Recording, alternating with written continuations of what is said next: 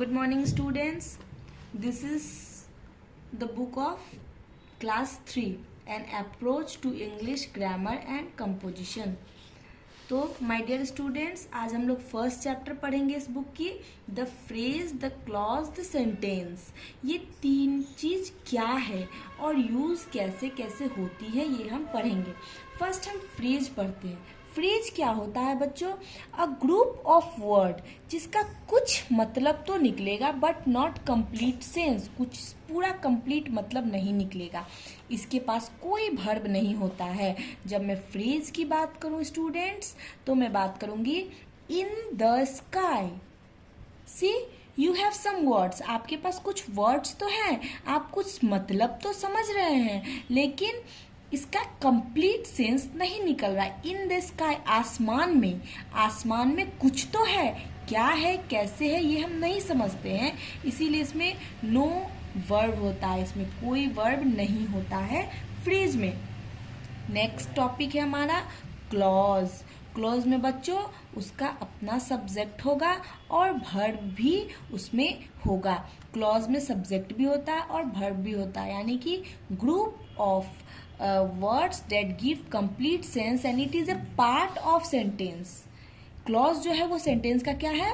Part है। Completely इसको sentence नहीं बोल सकते हैं, ये सेंटेंस का पार्ट है।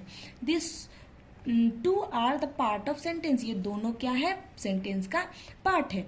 तो क्लॉज को बच्चों हम लोग ने दो भागों में डिवाइड किया। वो दो भाग क्या क्या है बच्चों?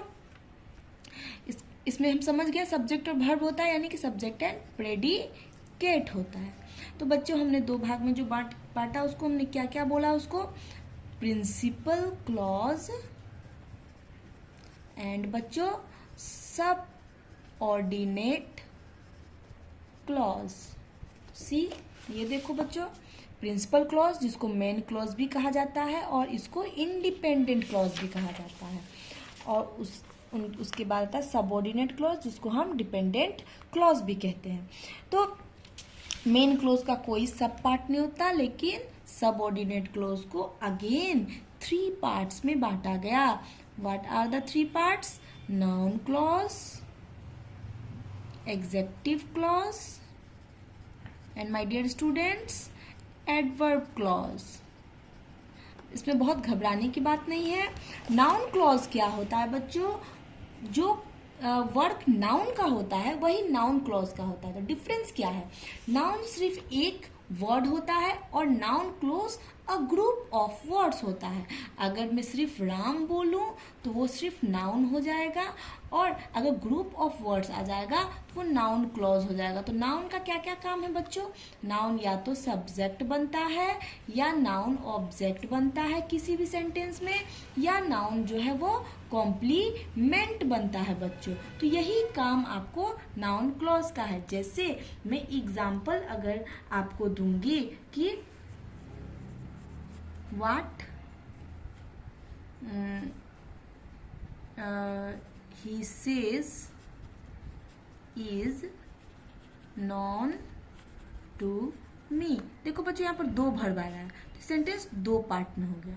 तो what he says जो हो गया, ये मुझे क्या पता है? मुझे ये पता है कि उसने क्या कहा, मुझे क्या पता है कि उसने क्या कहा।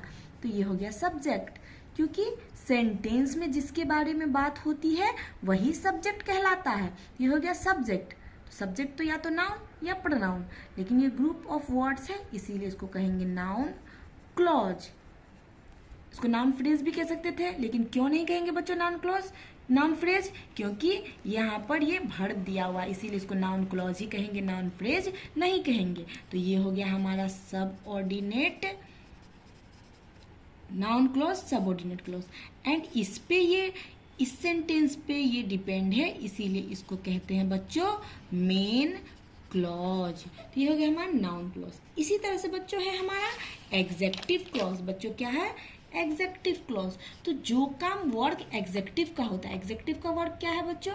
A word that qualifies a noun और प्रोनाउन। उसी तरह से एग्जेक्टिव का काम होता है, एग्जेक्टिव क्लॉज का भी काम होता है किसी नाउन या प्रोनाउन को क्वालिफाई करना, है ना। लेकिन इसमें डिफरेंस यही होगा कि इसमें अपना वर्ब और अपना प्रेडिकेट होगा।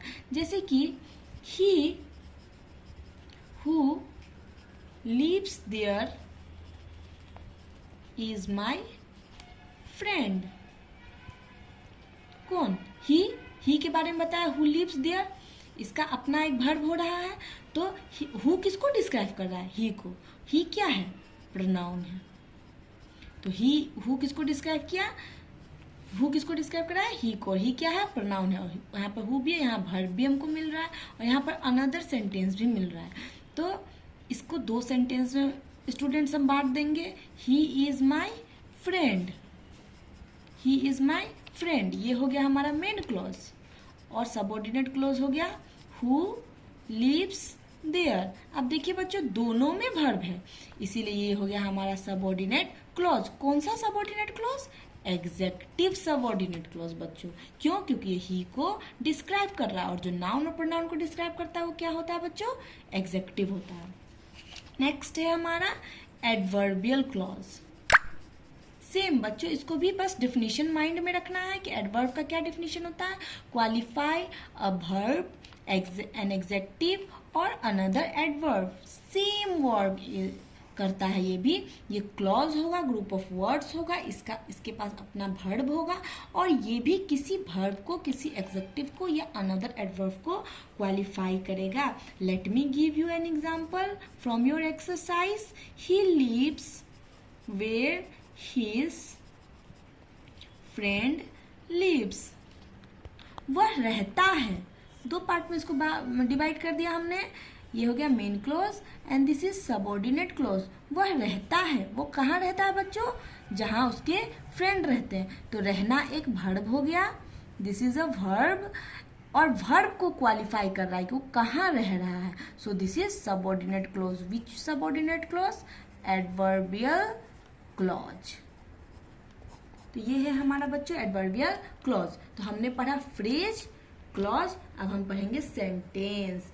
और ये सेंटेंस, फ्रेज और क्लॉज सेंटेंस का ही पार्ट होता है। A group of word that give complete sense, पूरा मतलब निकले, वो कंप्लीट हो जाए, उसे कहते हैं सेंटेंस। सेंटेंस को दो पार्ट में बांटा गया, that is subject and predicate. Subject क्या होता है स्टूडेंट्स? सेंटेंस में जिसके बारे में बात हो रहा है या जो काम कर रहा है उसे सब्जेक्ट कहते हैं, और उसके बारे में जो बताया जा रहा है उसे प्रेडिकेट कहते हैं। जैसे अगर मैं आपको बोलूं सी इज अ गर्ल, तो सी के बारे में बात हो रहा है, तो सी सब्जेक्ट हो गया, और जितना बचिया वर्ब से वो सारे प्रेडिकेट हो जाएंगे। ये हमारा सब्जेक्ट एंड प्रेडिकेट यहाँ पर खत्म हुआ बच्चों। तो ये इस चैप्टर को हमने कंप्लीट कर लिया बच्चों, चैप्टर 1 को। अब हम एक्सरसाइज की तरफ बढ़ते हैं। अगर आप अपनी बुक को रीडिंग देंगे तो जितनी भी चीजें मैंने आपको बताई है नोटबुक में, सेम टू सेम आपको मिलेगा। बच्चों एक बार जरूर आप लोग रीडिंग दीजिएगा इस बुक को, ताकि इस चैप्टर को और अच्छे से समझ पाए, और कोई भी कंफ्यूजन या कहीं पे आप फंस रहे हैं तो आप बेझिझक स्कूल के नंबर पे फ़ोन करके वो अपनी कंफ्यूजन को आप दूर करें कि सबऑर्डिनेट क्लॉज 3 काइंड्स का होता है। अगर आपको समझ में नहीं आ रहा है सबऑर्डिनेट क्लॉज क्या हुआ या नहीं समझे, तो आप जरूर हमसे कांटेक्ट करें। सबऑर्डिनेट क्लॉज 3 टाइप का, noun clause, adjective clause, adverb clause, हम सारे कुछ पढ़ चुके हैं बच्चों।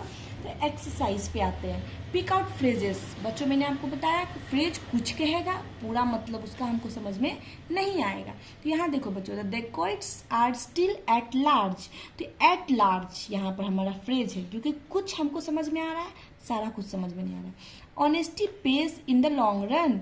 इन द लॉन्ग रन बच्चों हमारा क्या हो गया? फ्रेज हो गया। तो इस तरह से आपको बस इसमें अंडरलाइन करके बच्चों लिखना है। नेक्स्ट है pick up clauses from the sentence and name the kind of each clause. मैंने आपको पहला एग्जांपल भी दे दिया है बच्चों यहाँ पर, he lives where his friends live. See question number 1 बिल्कुल सेम है। तो ये आपको ऐसे क्लॉजेस को अंडरलाइन करना है, ऐसे 2 भाग में डिवाइड करना है।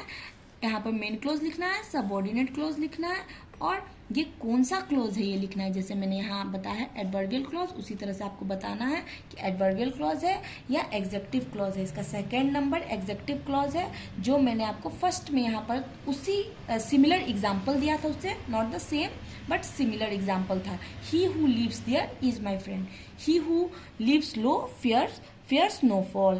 तो ही हु, यहाँ पर हु लिव्स लो, यहाँ तक हो जाएगा आपको सबऑर्डिनेट क्लॉज। ही fears no fall ये हो जाएगा मेन क्लॉज आपको, और ये कौन सा क्लॉज होगा, एग्जेक्टिव क्लॉज होगा। ठीक है बच्चों, तो आप इसका आपका होमवर्क हो जाएगा एक्सरसाइज का क्वेश्चन नंबर 1 और 2। ओके, थैंक यू बच्चों।